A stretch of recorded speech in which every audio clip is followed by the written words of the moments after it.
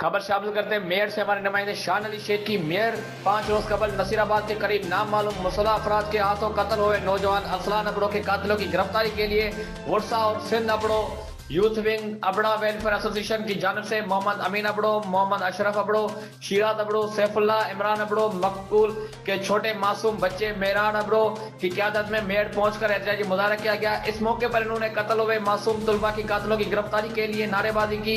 इन्होंने कहा 5 रोज कबल मुल्ज़मान नसीराबाद के करीब गोलियां मारकर कत्ल कर दिया। अफसोस नसीराबाद पुलिस कातिल मुल्ज़मान गिरफ्तार नहीं कर सके।